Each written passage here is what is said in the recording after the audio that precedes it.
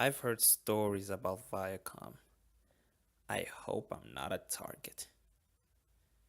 They're gonna screw with me, aren't they?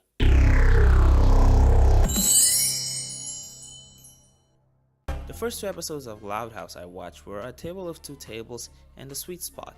I wasn't very impressed with the first episode, the humor wasn't spot on, and the story was predictable, but I did appreciate the designs and the overall style.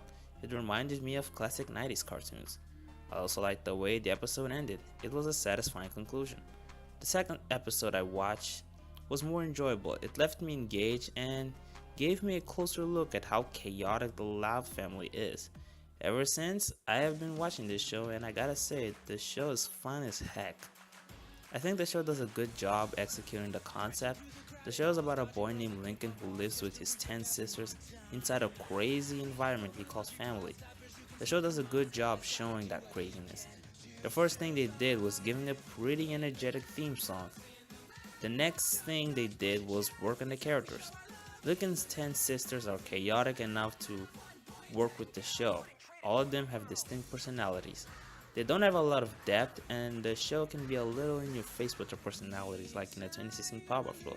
But I think in this show it works because their in your face personalities serve as emphasis at how chaotic the Loud family is.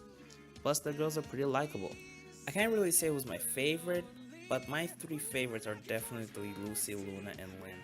The main character, Lincoln, is different from the rest of his siblings.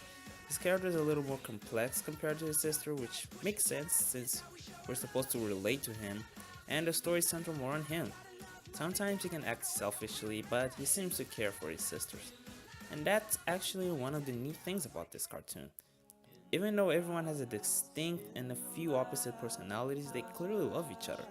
You can tell the show has heart. Another thing the show does right is giving us exciting and energetic stories. The setups consist of everyday family tests and struggles, but they find a way to deliver that with enough excitement, energy, and fun to entertain me. Where the show fails for me is the level of predictability. The show can be a little too formulaic, almost every episode has the same formula. Lincoln complains that his sisters are standing in the way of something.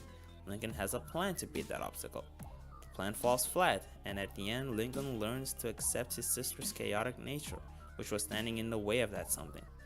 But even if you haven't caught the formula of the show, there are many episodes where you figure out the outcome quickly.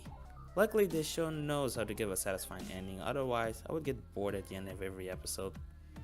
Another complaint, but this is a minor one. Every time Lincoln wants to communicate with his best friends, he interacts with him via telecommunicators. Maybe it's just me, but I find those scenes to be kinda cheesy. Speaking of Lincoln's best friends, he has a crush on Lori, and well, the jokes about that feel very cheap and not very clever. Overall, I think The Loud House is a good show. I hope as the seasons go by, the 10 girls have a little more depth, and well, I recommend you check this show out. I hope you guys enjoyed this video. Bye for now.